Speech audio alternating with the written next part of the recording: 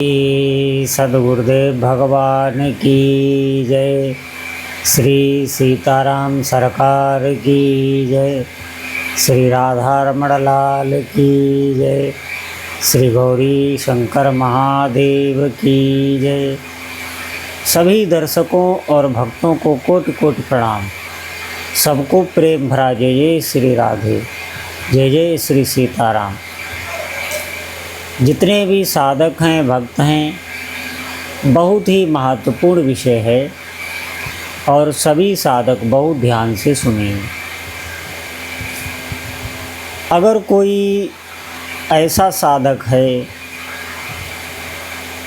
जो बाहर का जितना भी फैलाव है, व्यवहार है, उनसे वो हार गया है, क्योंकि जहाँ जहाँ वो अपनापन करता है वहाँ वैसा अपनापन उसे प्राप्त नहीं होता, क्योंकि जितना उसने अपनापन किसी से किया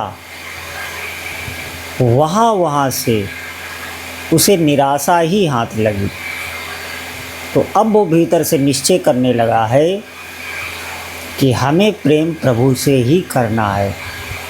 इसका बहुत सरल मार्ग है कि आप भगवान के नाम का आश्रय लें।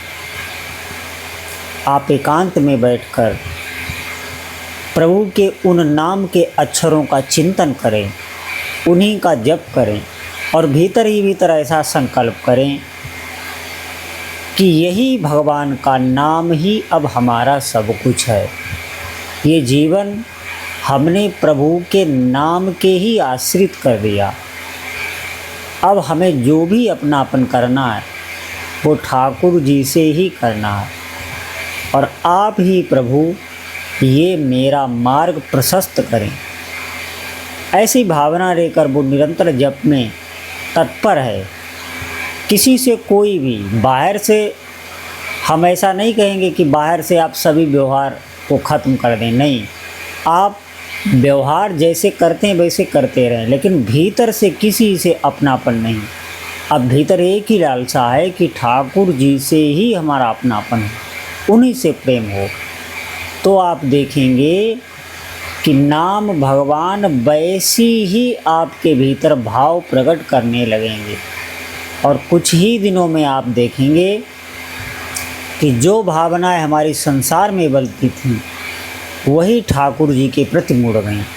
अब उन्हीं के लिए वो चिंतन करता है, उन्हीं के लिए हर कार्य करता, उन्हीं के लिए ही वो सोचता है। पूरी दिनचर्या ठाकुर जी की तरफ मुड़ गई, और ऐसा होते ही वो साधक आनंद मग्न रहने लगता है। उसके मन की स्थिति का वर्णन कोई नहीं कर सकता, आप निश्चित समझें।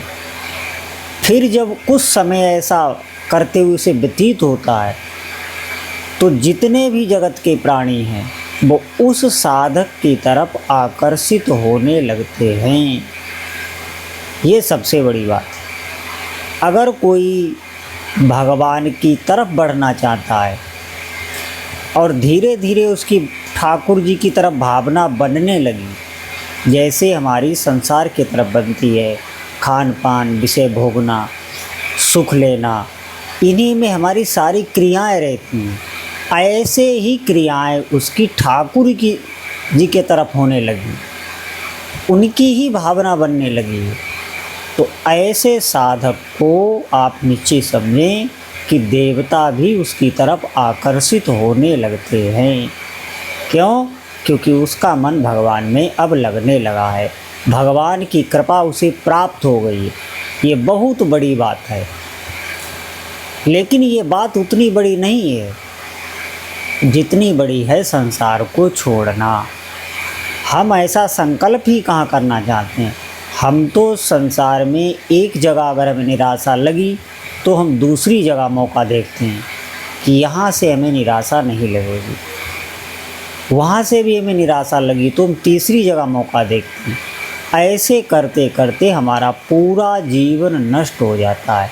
लेकिन हमारे मस्तिष्क में ये बात नहीं घुसती कि जितना समय हमने संसार को दिया अपनापन में, अगर यही हम ठाकुर जी से करने लग जाएं तो थोड़े समय के पश्चात ही आप देखेंगे कि जो नाम जप में आप लगे हैं, जिस नाम का आपने आश्रय लिया है इस भावना को पुष्ट करने के लिए, वही नाम से आपको कृपा प्राप्त होने लगी है, वैसी ही भावना आपकी बनने लगी है। ऐसा थोड़े ही समय बाद होने लगता है, फिर उसे किसी की भी आशा नहीं रहती, भीतर से ही तृप्त रहने लगता। कोई भी व्यक्ति अगर चाहें ऐसे साधक को क्षुब्ध कर दे, दुखी कर दे, तो नहीं कर सकता। आप निश्चित समझें, बहुत आनंद की स्थिति में रहता है। जो क्रियाएं उसकी संसार की तरफ थीं, वो सारी की सारी भगवान की तरफ स्वतः ही मुड़ जाती हैं, भगवान के नाम जप के प्रभाव से। क्यों? क्योंकि उसका जो संकल्प है, जो उसका भाव है, लक्ष्य है, वो परम शुद्ध है और नाम जप उसे वहाँ तक पहुँचा देता है। क्योंकि नाम जप निरंतर करने से उसके सारे पाप, जो भी संसार की तरफ वृत्तियाँ लगी हुई थी, वो सब पवित्र होकर भगवान की तरफ लगने लग जाती हैं। आप निश्चित समझें, अगर हमारा कोई सहारा नहीं है, अगर हमें किसी पे भी भरोसा नहीं रहा, तो उसके लिए भगवान का मार्ग खुला हुआ है, भगवान का नाम गरज रहा है।